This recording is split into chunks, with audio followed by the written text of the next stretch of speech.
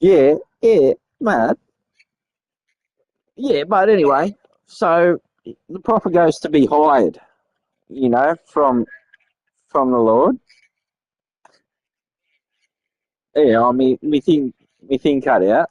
Yeah, and that's what I was getting at is then when the prophet goes to learn of the priest to be um, vassal for God, for the voice of God, you know what I'm saying? Because it was already recognized in the child that they had a natural affinity in the divinity of God's spirit through its similitude, is that becomes recognized to people that follow after the similitude of God's light, of course, and that will become transmuted to you spiritually. That's what's called receiving of the anointing. Anyway, that's something that is a bit up there, but Tony knows he receives it when he prays, and I do, and yeah. Well, if you receive the anointing, then you accept Jesus Christ as Lord and only one true God, and you don't say that there's any other. That's the truth.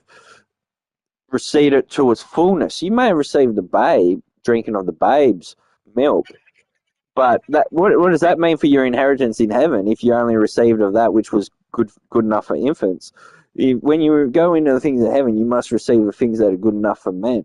You must partake of the meat and the wine and the fruits in the season of the harvest. In the goodness of the harvest, plenteousness of the harvest, and that's where you know that you're abiding and you're dwelling and your peace and your prosperity is one with the land and God in a man. You know what I'm saying? It's a succession through that aspiration of thriving and abiding and abounding.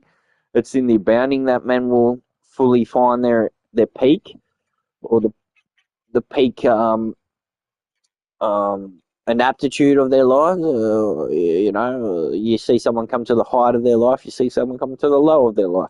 Some people come back to the height of their life. Some people live continually in the height of their life. Some people continually live in the low of their life. You get what I'm saying? There's a level to people where we approach people. We must come to people at their own level. We don't. You can never perceive yourself in another level. Even though we may be bigger, bigger spiritually. You know what I'm saying? We still accept everyone, have sympathy and that grace of God to deal with people at whatever level they are. You know what I mean? Because we know that there is heights, there is lows, and everyone gets, it's abounding. But that's where, as I was saying, that lease of God, it comes in that natural affinity and affection that actually comes out through people's lives, where you go, oh, that person was the son of God, or that person was, definitely, you know what I mean. That was he was one of them, and that's someone I can admire and appreciate and glean from personally.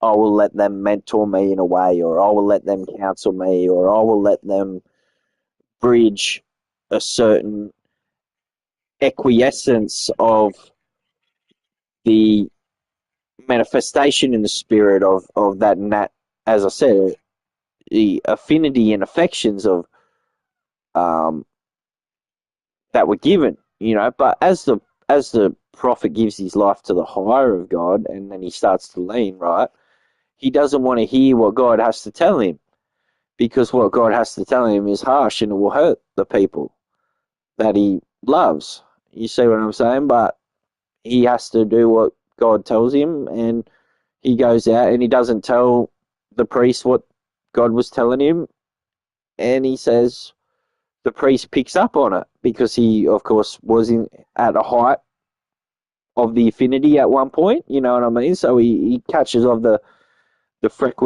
acquiescence of the of his student, and he's like, "Oh, God has spoken to you, but you're keeping it from me. Just don't be afraid. Just tell me what God says."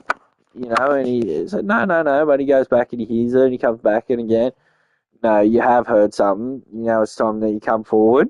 You know what I mean? And he's like, "Well, I didn't want to say these things, but this is actually what I heard, and you know, in the prophet spirit, it made sense what God was trying to transmit to the people, because he was of the same affinity of the